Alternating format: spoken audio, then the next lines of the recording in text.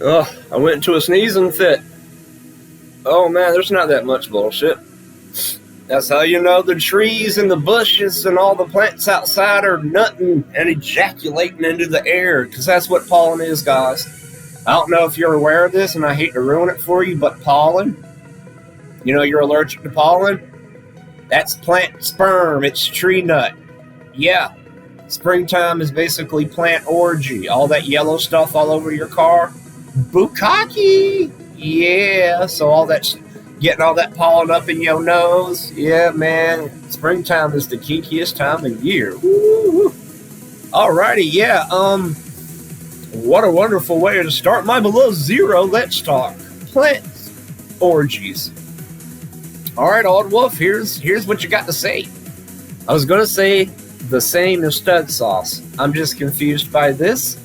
I think the only thing they really nerfed was being able to Spider-Man swing your way around a map. Huh. That was valid, though. From what I saw, it was hilarious, but so utterly ridiculous that it trivialized movement entirely. There's a fine line between making the game enjoyable and just making it a walk in the park. Well, we got through one whole paragraph, and there's not a hot take. The prawn suit in general doesn't feel nerfed, you just have to think about how you move. And yes, properly use your propulsion. Well, I can personally say he loves talking about, aspects of the game that he enjoys. He enjoys it because he feels like it makes you have to be smart to play this way. You have to think about it this way. Aspects of the game that he doesn't like, he criticizes those as being, white man smash, caveman. You don't have to think, just force your way through. But I will say, though, that once you've nailed using your own inertia to your best capacity, the prawn suit becomes very satisfying to use. What an unoffensive post from Auldwolf. He actually made a post. He broke combo breaker. He broke his combo, guys. Man, I guess if I was able to talk shit for 8 years straight on the internet with no one's doing anything and telling me that I was in trouble, I guess I'd be pretty fucking shocked too when I actually get some kind of punishment, a temporary ban. Well, that's a very measured good post from Auldwolf. I pointed out all the bullshit he runs, his mouth going on about. He makes a decent post. It's like, well, shit, let me point that out too. Look, everyone. Let's point at Auldwolf and be like, welcome to the community, right? Let's point at him and not laugh and ridicule him and make fun of him because he didn't make a hot take. Interesting how that works. Interesting. All right, we got another topic. There's this post. Spoilers. Research in the Subnautica game that is to come. Now, this is a topic that it was already in the it was already made, it was already new, and I hadn't covered it. But until Auldwolf commented in it, it wasn't quite exactly something for me to cover. Because for that, it would have had to have been a topic that I could segue into my own discussion. And I wasn't sure, but Auldwolf commented and was like, yeah, let me just order it. Let me just put that together. And one thing that I want to point out, I'll point that out after I read his second post. This is not about Subnautica, although I will refer to it, or Below Zero. It is about the Subnautica game that is to come. Yeah, verily, I hope mine eyes shall see it. So do a lot of people. And just select spin. What a weird name. While I was writing a comment about the PDA on another thread, which we'll get into later on, I thought about the amount of artificial intelligence in the PDA. In the first game, there is not much difference between the time it takes to scan a bar table, scan a fragment of complex equipment like the sea moth, scan an alien organism and come to conclusions about its lifestyle and overall place in the ecology and food chain, and translate a message in an alien language. Okay, this one takes a bit longer, but it's still way faster than I would expect it to be. This seems like a very inconsistent amount of artificial intelligence. Well, at this point, just interjecting, at this point we're kind of getting into that.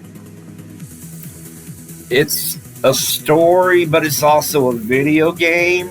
We're kind of there's a line, and that border between video game logic and every other kind of logic, you kind of have to make certain kinds of compromises. Like in a video game, it's natural. We want to look at the options or the menu, what's in our inventory. I want to manage something. We expect to see that user interface. We expect the inventory screen. We expect to see that pop up on our screen to where we can interact with the interface of the game. Now, in a story, in a book, in comic books, in movies, we don't see people doing that. We don't see the hero's about to go up the mountain and he's got a party of allies that he's gathered with him on his journeys. And it's time to slay the dragon. But before it's like the last 30 minutes of the movie. It's the climax of the movie. But before they start the journey up the mountain, the hero goes over to like a crystal and saves the data.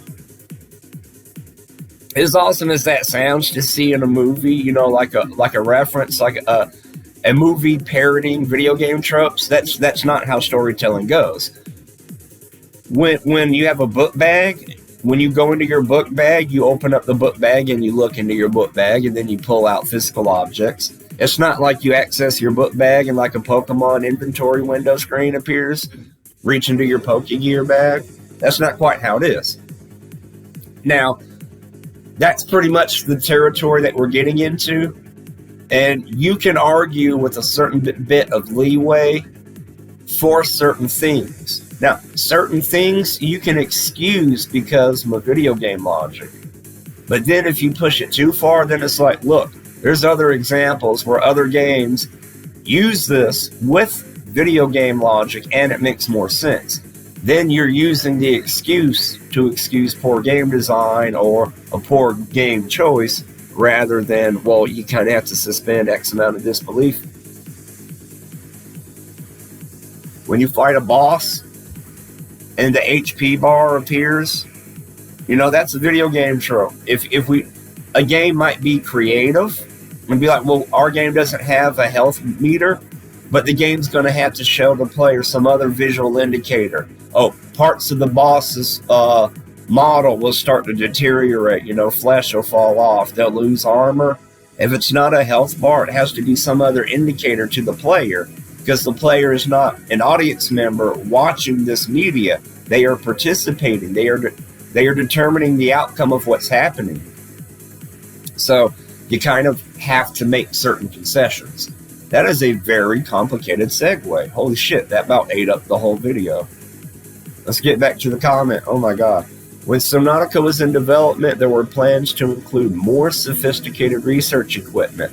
Although this was functionally abandoned, the assets like the sample analyzer can still be found in the game. This is my wish. Well, one of them. For the Subnautica game, following subs below zero, limit the amount of information that can be obtained from the handheld scanner and add proper research equipment that can be found or constructed with the habitat builder in sea bases. The alien containment unit could, over time, reveal more and more details about the flora and fauna within. Could y'all imagine that? A Subnautica game where it's not necessarily focused on survival, towards like, hey, the point of this game is research and exploration. Maybe they can make a multiplayer game where we're going to the planet. We have a team with us. How about this? There's already bases set up, right? And we go there and we relieve a team. There's already a team there. And we're the relief team, right? As we show up, they get in our shuttle and they leave. And oh look, we found a new biome. We don't have any bases there. The player has to go there and build a new base, and then the NPCs or the other players go and join them. That could be a new game.